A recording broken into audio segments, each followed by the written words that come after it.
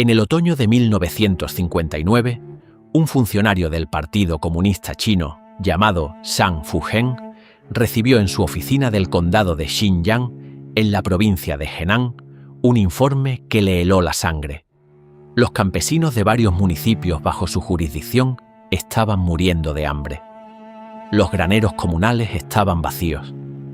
Los campos que debían haber producido la cosecha más grande de la historia de China, según las cifras que él mismo había enviado a sus superiores en Pekín, no habían producido prácticamente nada.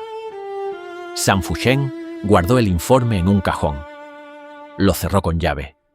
Y al día siguiente envió a Pekín las mismas cifras de producción récord que llevaba meses remitiendo. Cifras que él sabía que eran falsas. Cifras que todos los funcionarios, entre él y Mao Zedong, sabían que eran falsas. Cifras que el propio Mao sabía en algún nivel que eran falsas, pero que nadie en toda la cadena de mando del estado más populoso de la Tierra se atrevía a contradecir. Porque contradecir las cifras significaba contradecir al gran salto adelante. Y contradecir el gran salto adelante significaba contradecir a Mao. Y nadie que hubiera contradicho a Mao en los años anteriores había vuelto a ocupar ningún cargo, ni había vuelto a ver a su familia, ni en muchos casos había vuelto a ver nada en absoluto. Lo que ocurrió en China entre 1959 y 1962 no fue una catástrofe natural. No fue una sequía, ni una plaga, ni una guerra. Fue el resultado directo de una cadena de mentiras organizadas desde arriba y reproducidas hacia abajo por millones de funcionarios que elegían su supervivencia sobre la verdad. Y mientras esa cadena de mentiras se sostenía, 45 millones de personas morían de hambre en el país más antiguo de la Tierra. Para entender cómo ocurrió algo así, hay que regresar a 1949 y al hombre que hizo posible lo imposible. Mao Zedong había conducido al Partido Comunista Chino desde la casi aniquilación hasta la victoria total en una guerra civil de 2 décadas que la mayoría de los observadores externos habían dado por perdida en múltiples ocasiones. Era un estratega militar de primera magnitud, un manipulador político de genio excepcional y un lector voraz de historia china que había absorbido las lecciones de los grandes emperadores con una profundidad que pocos de sus contemporáneos podían igualar. Pero era también un hombre que había crecido en el mundo rural del Hunan del siglo XIX, que nunca había estudiado economía en ningún sentido formal, que desconfiaba de los expertos con una intensidad que bordeaba la paranoia, y que había llegado al poder convencido de que la voluntad política correctamente aplicada podía superar cualquier obstáculo material. Había vencido al ejército de Chiang Kai-shek con campesinos mal armados y mal alimentados. Había resistido a los Estados Unidos en Corea hasta el punto muerto. Estaba convencido de que China, bajo su dirección, podía hacer lo que ninguna nación había hecho antes: industrializarse en años en lugar de décadas, superar a Gran Bretaña en producción de acero en 15 años, transformar una economía agraria semifeudal en una potencia industrial moderna mediante la pura fuerza de la movilización colectiva. Era una visión que tenía la grandiosidad de los sueños imperiales y la fragilidad de las teorías que nunca han sido puestas a prueba por la realidad. El gran salto adelante fue anunciado en 1958 con una fanfarria propagandística que no tenía precedentes incluso en la historia del comunismo soviético. Los campesinos chinos, que acababan de ser organizados en cooperativas agrícolas durante los años anteriores, fueron reagrupados ahora en comunas populares de dimensiones enormes. Unidades administrativas de entre 20.000 y 80.000 personas que colectivizaban no solo la tierra y las herramientas, sino también las cocinas, los dormitorios, el cuidado de los niños y prácticamente cualquier forma de vida privada que hubiera sobrevivido a las reformas anteriores. La lógica era que la escala permitiría eficiencias que la agricultura familiar no podía alcanzar. La realidad fue exactamente la opuesta. Los campesinos que cultivaban tierra comunal sin incentivos personales producían menos, no más. Los líderes locales de las comunas, aterrorizados por las consecuencias de no alcanzar las cuotas de producción establecidas desde arriba, comenzaron a inflar sistemáticamente sus informes de cosecha. Si la cuota era de 10.000 kilogramos por hectárea y la cosecha real era de 3.000, el informe enviado a la ciudad decía 10.000. Si la ciudad necesitaba ver 12.000 para creer que la política funcionaba, el informe decía 12.000. Las cifras se separaron de la realidad con la misma velocidad con que la realidad se separaba de la doctrina. Antes de que el gran salto comenzara oficialmente, hubo una advertencia que nadie quiso escuchar. En 1957, durante el breve periodo conocido como las 100 Flores, Mao había invitado públicamente a los intelectuales y funcionarios chinos a criticar al partido con libertad, prometiendo que la diversidad de opiniones fortalecería la revolución. Cientos de miles de personas respondieron con honestidad, señalando los problemas de la colectivización forzada, la ineficiencia de la planificación central y los abusos de los cuadros locales. Mao escuchó, y a continuación lanzó la campaña antiderechista, que envió a campos de reeducación y trabajo forzados a más de 500.000 de personas, incluyendo a la mayoría de los economistas, agrónomos y planificadores que habrían podido advertir sobre los errores del Gran Salto antes de que se pusiera en marcha. China entró en el Gran Salto adelante, habiendo eliminado sistemáticamente a las voces que podrían haberlo moderado. El experimento más ambicioso de ingeniería social del siglo XX se puso en marcha sin ningún mecanismo de corrección de errores, porque todos los que conocían los errores habían sido silenciados o aterrorizados hasta la mudez. La campaña del acero fue el episodio que más visiblemente ilustró la demencia del sistema.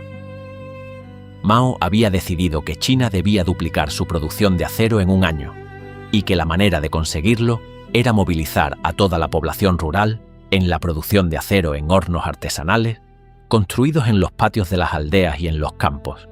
Decenas de millones de campesinos abandonaron la cosecha de otoño de 1958 para construir y alimentar altos hornos primitivos que producían un metal frágil e inutilizable. Los bosques de regiones enteras fueron talados para alimentar los hornos. Los utensilios domésticos de hierro, las ollas, los arados, las puertas, los marcos de las ventanas, fueron confiscados y fundidos para cumplir las cuotas de producción. El resultado fue un acero de tan baja calidad que era prácticamente inservible para cualquier propósito industrial.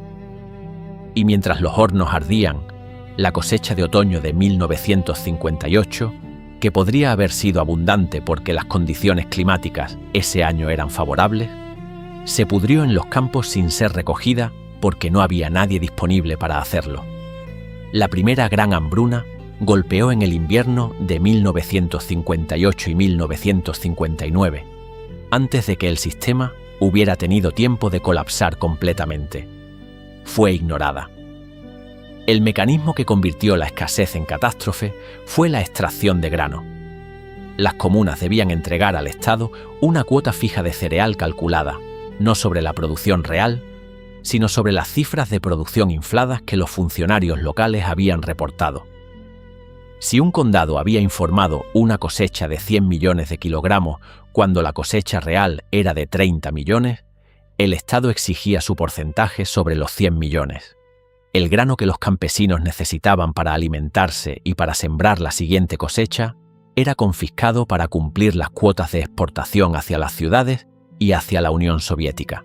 China, en medio de la peor hambruna de su historia, continuó exportando grano al exterior porque las cifras oficiales decían que había superávit. Entre 1959 y 1961, China exportó aproximadamente 7 millones de toneladas de grano. 7 millones de toneladas suficientes para alimentar a decenas de millones de personas durante meses, embarcadas en barcos con destino a Moscú, mientras los campesinos de Henan, Sichuan, Gansu y Qinghai comían corteza de árbol, raíces y, en los casos más desesperados, tierra mezclada con agua para engañar al estómago.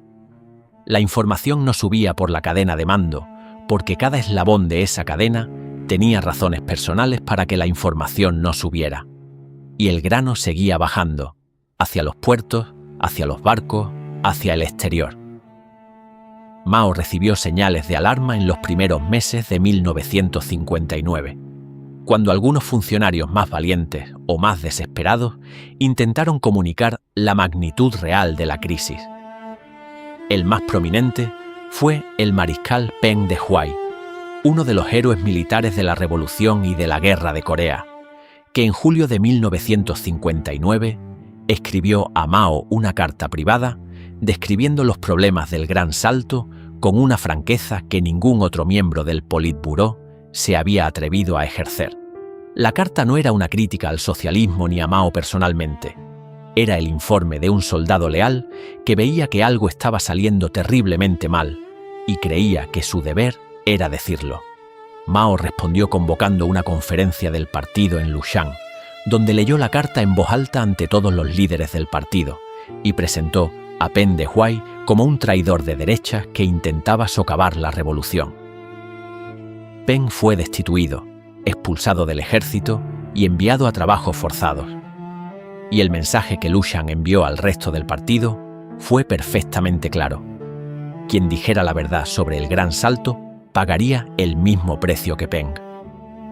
La información veraz sobre la hambruna no llegó nunca de manera sistemática a Pekín, no porque Mao no pudiera recibirla, sino porque el sistema que él mismo había construido hacía imposible que nadie se la transmitiera. Lo que ocurrió en las aldeas chinas entre 1959 y 1962 está documentado en los archivos provinciales que los historiadores comenzaron a poder consultar décadas después de los hechos. Y la imagen que emerge de esa documentación es de una brutalidad que desafía cualquier categoría moral ordinaria. Los campesinos que intentaban guardar grano para sus familias eran denunciados por sus vecinos, que a su vez esperaban recibir a cambio una reducción en su propia cuota de entrega. Los que robaban comida de los graneros comunales eran golpeados públicamente o ejecutados como ejemplo. En algunos condados de Henan, los funcionarios organizaban lo que llamaban banquetes de la lucha, donde los acusados de ocultar grano eran obligados a permanecer de pie sin comer durante horas mientras otros comían frente a ellos. Una forma de tortura psicológica que se añadía a la tortura física de la inanición crónica. Las condiciones físicas de la inanición masiva transformaron el paisaje humano de las zonas rurales de una manera que los supervivientes describieron con un vocabulario que el idioma ordinario no había necesitado hasta entonces. Los niños dejaban de crecer. Los adultos perdían el cabello y los dientes. Los cuerpos consumían su propia masa muscular antes de atacar los órganos vitales. En las etapas más avanzadas de la inanición, las víctimas desarrollaban edemas, acumulaciones de líquido que hinchaban paradójicamente los cuerpos de personas que morían de hambre, creando la imagen grotesca de figuras de vientre abultado en aldeas donde no había nada que comer. Los médicos rurales, que carecían de medicamentos y de alimentos para recetar, registraban las causas de muerte con eufemismos que los archivos locales conservaron durante décadas: enfermedad general, debilidad constitucional, insuficiencia orgánica. La palabra hambre no aparecía en los certificados de defunción, porque escribirla habría sido una declaración política de consecuencias imprevisibles. Los muertos fueron enterrados sin nombre en muchos casos, porque sus familias habían muerto antes o después que ellos, y no quedaba nadie para recordar quiénes habían sido. Los equipos de trabajo enviados desde las ciudades a supervisar la extracción de grano a menudo sabían perfectamente que los graneros estaban vacíos y que los campesinos morían, pero continuaban exigiendo las cuotas porque sus propias carreras dependían de que las cuotas se cumplieran. El sistema había creado una estructura de incentivos en la que la supervivencia individual de cada funcionario requería exactamente las acciones que colectivamente garantizaban la muerte masiva. La provincia de Sichuan, una de las más fértiles de China, fue paradójicamente una de las más devastadas. El secretario provincial del partido, Li Jingquan, era un hombre de una lealtad al Gran Salto tan intensa que prohibió explícitamente que los informes sobre hambre llegaran a Pekín y ordenó que los campesinos que intentaban abandonar sus comunas en busca de comida fueran detenidos y devueltos por la fuerza. En algunas partes de Sichuan, entre el 15 y el 25% de la población murió durante los 3 años de la hambruna. En los condados más afectados de Henan, los documentos de archivo registran aldeas donde más de la mitad de los habitantes fallecieron en el espacio de unos pocos meses. Los registros mortuorios de los que se dispone muestran picos de mortalidad que en algunos meses superaban en 10 o 20 veces la tasa normal. Las familias enterraban a sus muertos en secreto para no perder la ración de comida del fallecido, que continuaba siendo reclamada hasta que la ausencia del difunto se volvía imposible de disimular. Hubo casos documentados de canibalismo en múltiples provincias, no como aberración aislada, sino como respuesta desesperada de personas que habían agotado cualquier otra fuente de sustento. Los archivos de seguridad del partido registraron cientos de casos con la misma frialdad burocrática con que registraban cualquier otro incidente de orden público. El número de muertos de la hambruna de 1959 a 1962 sigue siendo objeto de debate académico porque los registros demográficos de China en ese periodo son incompletos y en parte manipulados. Las estimaciones de los historiadores que han tenido acceso a los archivos provinciales oscilan entre 30 y 45 millones de muertes en exceso, es decir, muertes que no habrían ocurrido en condiciones normales. El historiador Frank Dikötter, que pasó años en los archivos provinciales chinos antes de que el acceso fuera restringido de nuevo, estimó en 45 millones la cifra más probable. Es el número que convierte a la hambruna china de 1959 en la mayor hambruna de la historia de la humanidad, superando a la gran hambruna india de la era colonial, superando a la hambruna soviética de 1932 y 1933, superando a cualquier catástrofe alimentaria registrada en los anales de la historia humana. Y a diferencia de las hambrunas causadas por sequías o plagas, esta ocurrió en un país que en esos mismos años exportaba alimentos al exterior. La hambruna terminó, no porque el sistema se reformara, sino porque colapsó bajo su propio peso.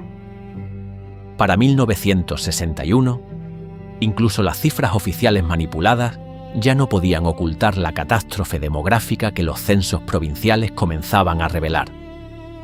Liu Shaoqi, el presidente del Estado chino, visitó su provincia natal de Hunan en el invierno de 1960 y lo que encontró lo perturbó de tal manera que a su regreso a Pekín confrontó a Mao en una reunión del Politburó con una frase que los testimonios de los presentes recordarían durante décadas: «La historia nos juzgará, a ti y a mí». Mao respondió con silencio, y en los meses siguientes permitió, sin reconocer públicamente el fracaso, un retroceso gradual de las políticas más destructivas del Gran Salto. Las comunas fueron reducidas de tamaño, se permitió a los campesinos cultivar pequeñas parcelas privadas, las cuotas de extracción de grano fueron reducidas. La hambruna comenzó a ceder en 1962. Pero Liu Shaoqi pagaría caro su franqueza. Cuando llegó la Revolución Cultural en 1966, fue uno de los primeros objetivos de Mao. Murió en prisión en 1969 sin atención médica, en condiciones que sus carceleros documentaron con la misma indiferencia burocrática con que los funcionarios de las comunas habían documentado las muertes de los campesinos una década antes. Mao nunca reconoció públicamente la hambruna. En los años siguientes, habló de dificultades temporales causadas por condiciones climáticas adversas y por la retirada soviética de los técnicos que ayudaban a China en su industrialización. La narrativa oficial del Partido Comunista Chino, durante décadas, fue que el período de 1959 a 1962 había sido difícil, pero que la sabiduría del partido había guiado a China a través de él. La palabra hambruna no apareció en ningún documento oficial chino hasta mucho después de la muerte de Mao en 1976. Los campesinos que habían sobrevivido no hablaban de lo que habían vivido. no porque lo hubieran olvidado, sino porque hablar era peligroso y porque en algunos casos el trauma era demasiado profundo para ser articulado en palabras ordinarias. Las aldeas donde había muerto la mitad de la población reconstruyeron sus vidas en silencio, sin monumentos, sin fechas conmemorativas, sin el reconocimiento institucional que cualquier catástrofe de esa escala en cualquier otra sociedad habría generado inevitablemente. El silencio fue la segunda catástrofe, impuesta sobre la primera con la misma eficiencia burocrática con que se habían impuesto las cuotas de grano. Lo que la hambruna de Mao revela, cuando se examina con la distancia que el tiempo permite, es la anatomía de un sistema diseñado para hacer imposible la verdad. No fue solo crueldad, fue algo más sofisticado y más aterrador. Fue la consecuencia lógica de una estructura de poder que castigaba la información veraz y recompensaba la falsificación, que convertía la mentira en el comportamiento racional para cada actor individual del sistema, mientras ese comportamiento colectivo generaba una catástrofe que ningún actor individual había querido ni planeado. Cada funcionario que inflaba sus cifras de producción actuaba racionalmente dados los incentivos que enfrentaba.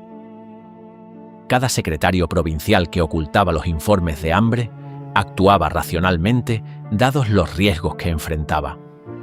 Cada miembro del Politburó que callaba ante Mao actuaba racionalmente dados los ejemplos que había visto. Y el resultado de esa racionalidad individual acumulada fue 45 millones de muertos. La hambruna de 1959 no fue un accidente de la historia. Fue el producto perfectamente predecible de un sistema que había eliminado el único mecanismo capaz de corregir sus propios errores: la posibilidad de decir la verdad sin consecuencias fatales.